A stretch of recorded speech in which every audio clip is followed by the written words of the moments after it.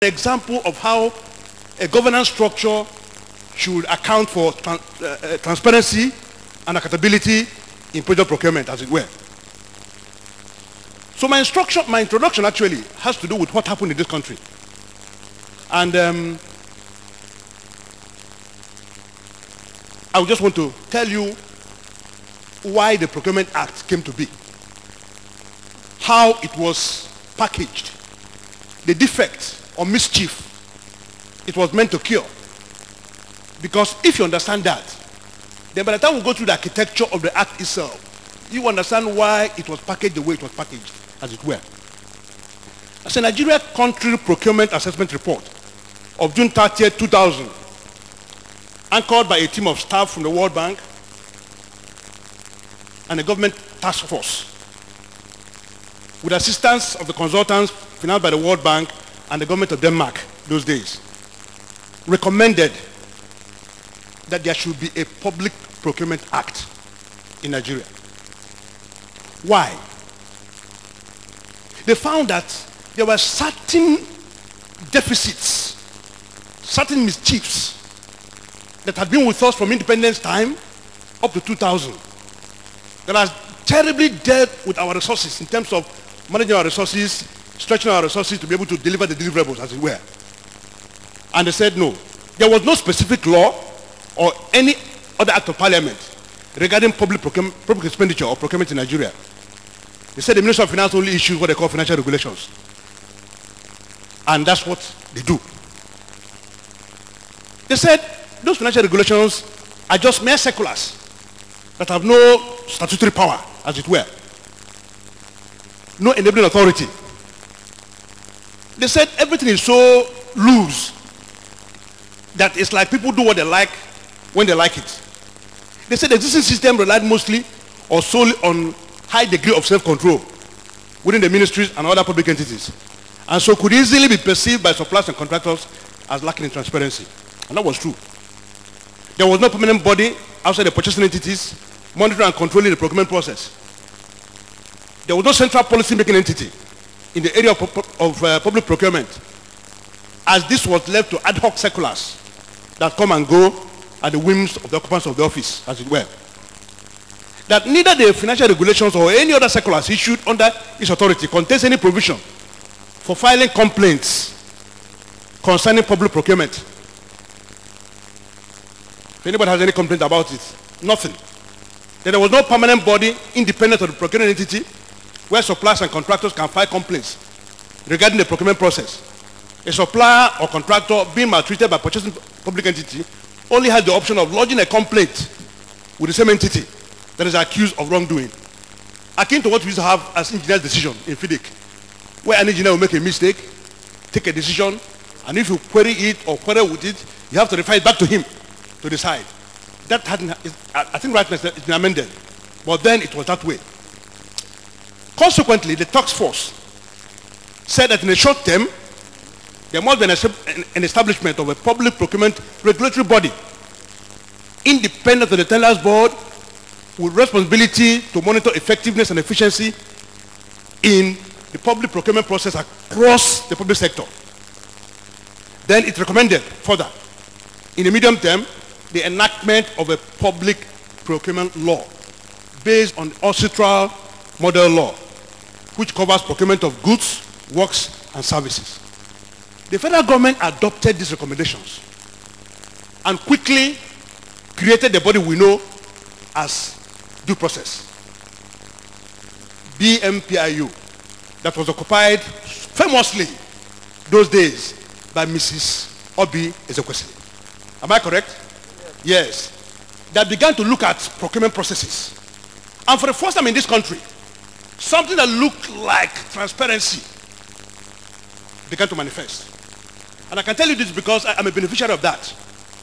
Those days, we bid for a job. I was a contractor. I've been so many things in my life. I've been a carpenter, I've been a bricklayer, I've been a contractor, I've been a QS, I've been a lawyer, so many things. That time I was a contractor.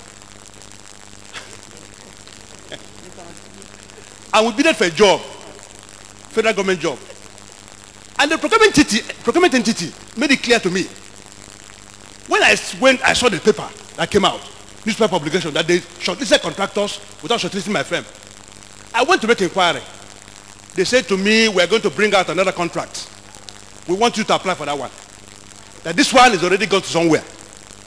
In other words, contracts were pre-let before advertisements were made. That was a trend. Followed me to the corridor of the ministry.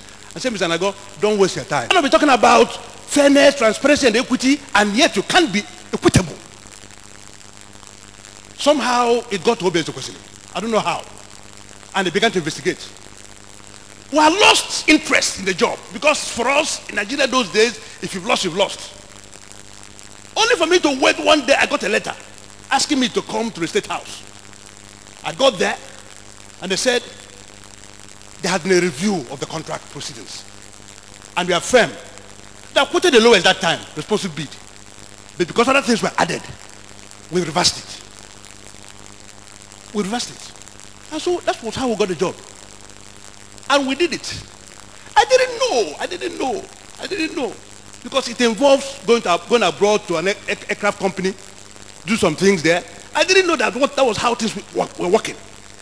When it came to going abroad, I went there to locate the aircraft company that should do part of the work.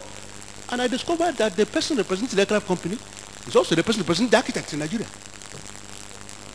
So which means there was collusion, conflict of interest. And so that was how it was before the BPP or before the BMPIU came up. So BMPIU was put in place and they tried. And thereafter, in 2007, we had the Procurement Act 2007.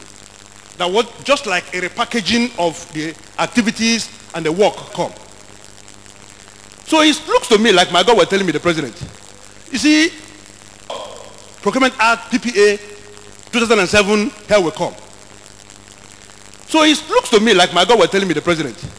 You see, Procurement Act may not be very relevant to you guys in Lagos. You know why? Lagos is a self-subsisting, self-evident. If you're illiterate, when it concerns, I don't blame you. You have enough. That's the truth. But you see, if you must do government work in Nigeria today, especially federal government work, any work funded from the federal treasury, at least with 35% of federal revenue, then you must come and sit down and look at BPA. PPA. That's the truth. The architecture, I will just go through it. I'm sure that you have the text of the act itself because the act can be very monotonous. Let me warn you. And I don't want to create a monotony that will make you to sleep. That's the truth. So the act has an architecture. When I say architecture, I don't mean building. I mean the shape. The way it's configured and designed. We have parts. Part 1 and 2 of the Procurement Act, if you get it today, and I think you should have it, makes it clear to you what those two parts contain. Procurement Act creates a National Council on Public Procurement and the Bureau of Public Procurement. These two bodies were created by the Act. As we come to analysis of those two bodies, I will make my comments. But suffice it to say that for the past 11 years, that Act has been operated without a National Council on Procurement. At a point, I raised an issue. I said, do you not know? I was asking some stakeholders. I said, it's not possible that an act you are administering without, can somebody wake up one day and say, and challenge everything that has been done on the ground of illegality? And the answer they gave me is that person must prove locus standi. If you can't prove it, forget it. So that act has provision for National Council on Public Procurement and the function of that council. That function is there. Monetary and prior review thresholds, appointment of directors of the BPP, policies on public procurement, audited accounts of the BPP, changes in procurement process. That council has the responsibility of doing those things. And then the BPP itself, the body, the bureau, is charged with the responsibility of actually enforcing day-to-day provisions of the Act. And if you look at what I've outlined there, you will see what BPP has done.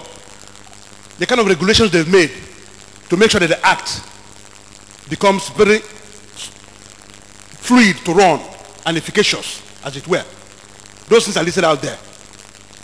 Then 2.2 says the applicability of the law, which is in part 3. And it says clearly, very clearly, that the law is applicable to any project funded from the Federal Treasury or any project that has 35% of the fund appropriated or proposed to be appropriated coming from the federation account. Such projects has to come under the purview of the Procurement Act. You now see the entities: Federal Government of Nigeria, Federal Ministries, parastatals, autonomous or semi-autonomous agencies like NNPC, MPA, PSCN, INEC, and so on and so forth. Any of these ones that are wanting to do public procurement must come under the purview of the Act. Now, you find these thresholds, prior review thresholds. This one you have here is the latest. Before this time, any project that is above 1 billion in works goes through the BPP to FEC. FEC is Federal Executive Council of Nigeria. Any project below 1 billion has to be done by the ministries within their own internal protocols, as it were. The reason being that the ministries complained that the timelines required for documentation under the PPA has made it impossible for them to do the projects, prepare projects, and get them done before the budget period is over. So the blame was going to the federal government that you have all these timelines, 30 days, 45 days, 2 months, this and that and that. And in those timelines, time becomes at large, as it were. So federal government now said, let's reduce the threshold so that any project over 1 billion can come to FEC. Any project lower than 1 billion, ministry will attend to it. What was the consequence? The consequence was that ministries made sure that every project was less than 1 billion. Yes.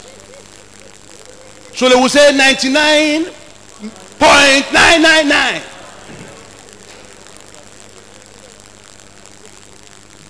And because ministries, departments and agencies didn't like Procurement Act ab initio, very clear. Ministries, departments and agencies didn't like Procurement Act because it was trying to remove bread from their table according to them. Contract they will award ahead of time and then publish advertorials. They couldn't do it anymore. So they looked for ways of sabotaging that. That's the truth. And so government saw that it didn't improve the budget implementation cycle.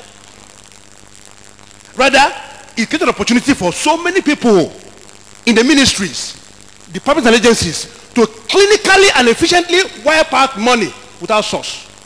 You can't locate it. So you hear people talking about, they say we have our project, we have released so billions capital allocation. And for them that's achievement.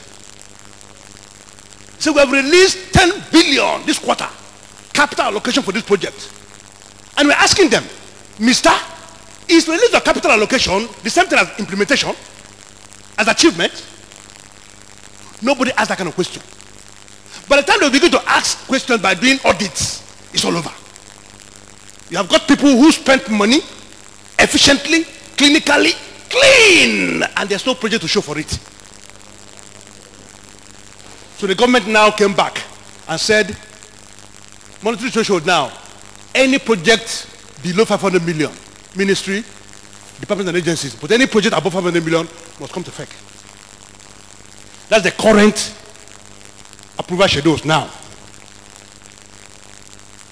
So you have those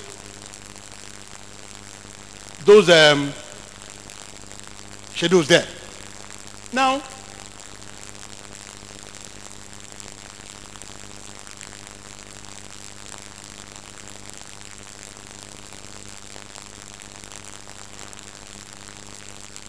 at page 6 now.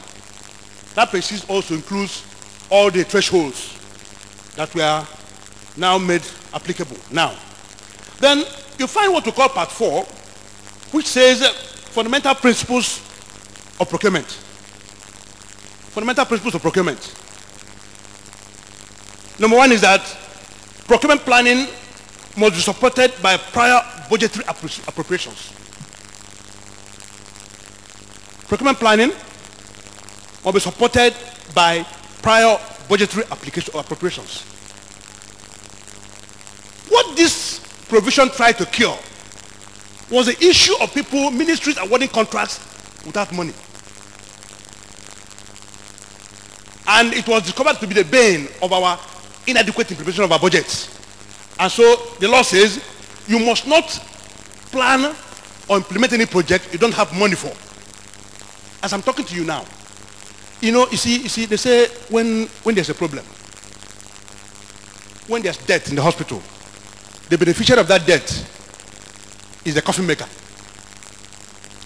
When there are no deaths, coffin maker will tell you there's no business. And you're asking who will die so that you have business. But I'll tell you, when there's no problem in construction, not just construction, when there's no problem in a polity, lawyers are hungry. So when there's a problem, they are alive. That's the way it is. So I sometimes ask myself, what do you do? Do you pray there's no problem? If there's no problem in construction, how do I practice what I'm doing? That's the question for another day. But right now I'm handling an issue. And that issue is that a federal government agency that comes under the purview of the PPA awarded contract without budgetary provision. And my client who hired me, a contractor, a multinational contractor, went to the Senate. I was able to arrange for the Senate to put the money for the project into the budget. You understand what I'm saying? Yes, we're in Nigeria. And I'm talking Nigeria now. Got the funding put into the budget and forwarded a copy of the budget appropriation to me. And I was monitoring the thing like a hawk. And suddenly, budget cycle came and went and the project was not done. Not only that the contractor finished the project with his money, took his money and finished the project, didn't ask for advance payment. But the money in the budget disappeared. We are about to declare an issue now. That one is on now. In other words, the issue of people awarding projects without prior provisioning is still happening like yesterday. And that was what this act was supposed to, one of the things it was supposed to cure.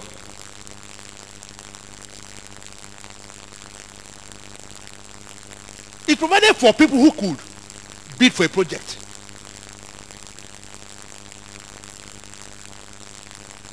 Talked about those who could bid for a project, whether artificial persons or legal, not natural persons. Any person, natural human being, artificial person, can bid for a project, as it were. You will see it under that procurement procedures. And the criteria for being able to bid for a project is all there. You must have requisite professional technical qualifications, financial capability, equipment and other relevant infrastructure, adequacy of personnel, legal capacity, non-involvement in receivership, insolvency or bankruptcy, etc., etc. And then a project must be awarded to the lowest evaluated responsive bid. Not lowest bid. No. Lowest evaluated responsive bid, which means somebody who in all material particulars has a project that was evaluated as the responsive bid, the lowest person. And when the contract has been awarded, you will now have to write to BPP with all the corpus of this information there.